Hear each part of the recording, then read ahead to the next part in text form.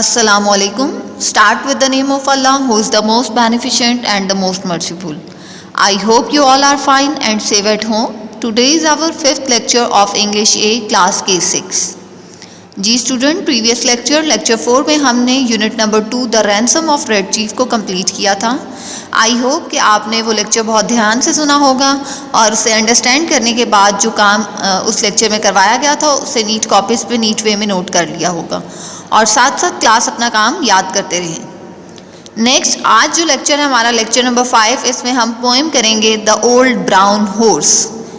इस लेक्चर में हम पोएम की रीडिंग और एक्सप्लेनेशन करेंगे जो कि बुक पेज नंबर 23 पे है और इस पोएम की समरी की जाएगी। जी अब बुक पेज नंबर 23 पे आइएगा। पोएम का मैं ओवरव्यू आपको सबसे पहले बताऊंगी।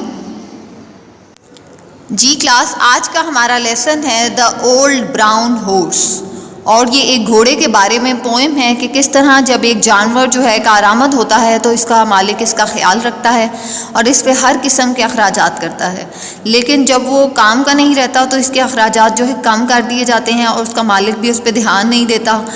तो वो भी एक जानदार ही है, उसके भी यानी कि एहसासात हैं, वो क्या अब महसूस कर रहा है कि मेरे साथ अच्छा सलूक नहीं किया जा रहा। तो आप इस पोएम में पढ़ेंगे कि एक हॉर्स जो है वो अपने बारे में बताएगा कि जब मैं कारआमद था यानी मेरे पे सवारी की जाती थी तो मेरे साथ क्या सलूक होता था, और अब जो है मेरा मालिक उसके पास गाड़ी है तो वो अब किस तरह का सलूक करता है, और बाकी के लोग जो हैं वो उनका भी ओवरव्यू दिया जाएगा। तो देखिएगा बुक पेज नंबर 23 पे। अब बुक पेज नंबर 23 पे रीडिंग है द ओल्ड ब्राउन हॉर्स। जी फर्स्ट लाइन है द ओल्ड ब्राउन हॉर्स। बूढ़ा भूरा घोड़ा लुक्स ओवर द फेंस, बाड़ के ऊपर से देखता है। In a very sort of way थके हुए अंदाज में he seems to be saying to all who pass. He seems वो दिखता है, टू बी सेइंग कहता हुआ, टू ऑल हु पास गुजरने वालों से। वेल फॉक्स यानी कि दोस्तों, I have had my day, मेरा अच्छा वक्त गुजर चुका है। I am simply watching the world go by, मैं महज दुनिया को गुजरता हुआ देख रहा हूँ, ठीक है। And nobody seems to mind, लेकिन कोई भी उसकी बात का जो है बुरा नहीं मनाता। As they are dashing past in their motor cars, क्योंकि वो जो लोग हैं वो अपनी गाड़ियों पर उसके पास से गुजर जाते हैं तेज़ी से। A horse who is lame and half blind, वो घोड़ा जो कि अब बूढ़ा हो चुका है ना, इसलिए वो लेम लंगड़ा है, एंड हाफ ब्लाइंड आधा नबीना है।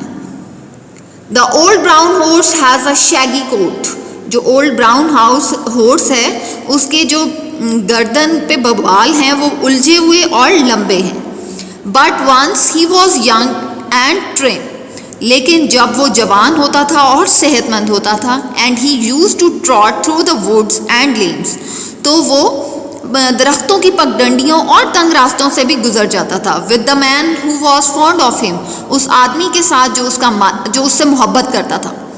But his master rides in a motor car, लेकिन उसका मालिक जो है वो अपनी गाड़ी पर सवारी अब करता है। And it makes him feel quite sad, and it makes him, और वो अब उसको ये बात जो है वो बहुत उदास कर देती है।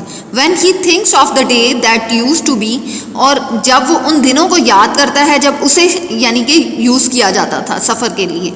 End of all the times they had, और उन वक्तों के बारे में जो उसने उस मालिक के साथ गुजारे हैं वो उन्हें जब याद करता है तो वो बहुत उदास है। देखिएगा next paragraph. Sometimes a friendly soul will stop, some time बाजुकात अ फ्रेंडली साउल, दोस्ताना मिजाज जो है वो भी रुक जाएगा। नियर द फेंस, बाड़ के नज़दीक। Where the tired old head, जहाँ पे ये थका हुआ बूढ़ा जो है वो सर है।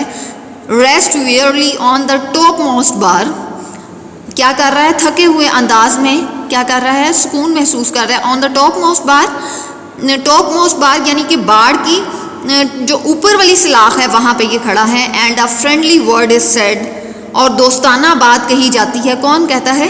Then the old brown horse give a little sign, तो जो कोई पास से उसको गुजरता है ना उसको फ्रेंडली टाइप है, यानी कि जो भी गुजर है वो उसको कह रहा है कि दोस्ताना इसने मेरे साथ बिहेव किया है। Then the old brown horse gives a little sign, तो जो बुरा घोड़ा है वो हल्की सी आह भरता है कि शुक्र है कि कोई मेरे पास आके खड़ा हुआ है, उसने मेरे से भी बात की है, क्योंकि उसका मालिक तो अब उस पर ध्यान नहीं दे रहा। And he feels the kindly touch, और उसने ऐसा महसूस किया है जैसे कोई किसी को उस पर रहम आ गया, तो रहम से किसी ने उस पर हाथ फेरा है, यानी कि of a hand on his main, of the hand उसके हाथ को, ऑन हिज मेन अपनी गर्दन पर, ऑन हिज शेगी कोट अपने वो लंबे और घने बालों पर। And he does not mind so much, और उसने इस बात का कोई भी बिल्कुल बुरा नहीं मनाता। ठीक है, नेक्स्ट देखिएगा paragraph. So if you pass by the field one day, तो लिहाजा अगर आप भी किसी दिन खेत से गुजरें, just stop for a word or two, तो आप भी रुक जाएं एक या दो बातें करने के लिए with the old brown horse, उस बूढ़े भूरे घोड़े के साथ, who was once as young, जो कि कभी जवान हुआ करता था, and as full of life as you, और ज़िंदगी से इस तरह ही भरपूर था जिस तरह के आज आपकी ज़िंदगी है। क्लास लास्ट पैराग्राफ में आपको भी सजेशन दी जा रही है कि ये जो जानदार जिनको अब तो ये दौर है कि हम घोड़े पर सवारी के लिए इस्तेमाल नहीं किए जाते, इसीलिए ये जो है पोएम लिखी गई है कि अब जो है ये जानदार हैं, ये अपने इनकी जो है एहसासात ये अब रह गए हैं कि अब जो है लोग हम पे तवज्जो नहीं देते।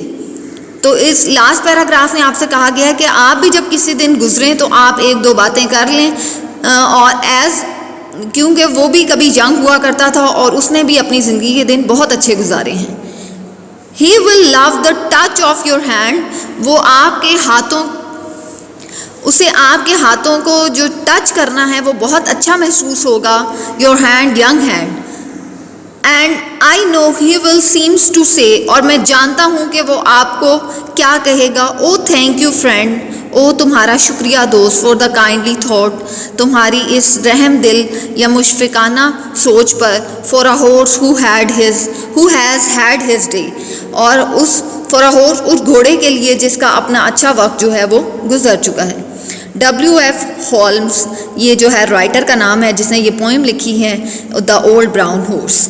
जी क्लास, यहाँ हमने इसकी रीडिंग जो है द ओल्ड ब्राउन हॉर्स की कंप्लीट कर ली है। उम्मीद करती हूँ कि आपको अच्छी लगी होगी ये पोएम।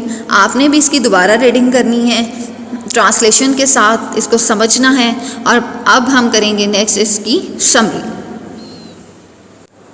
जी क्लास, समरी जो है इस पोएम की वो आपने अपनी नीट कॉपीज़ पे नीट वे में नोट डाउन करनी है।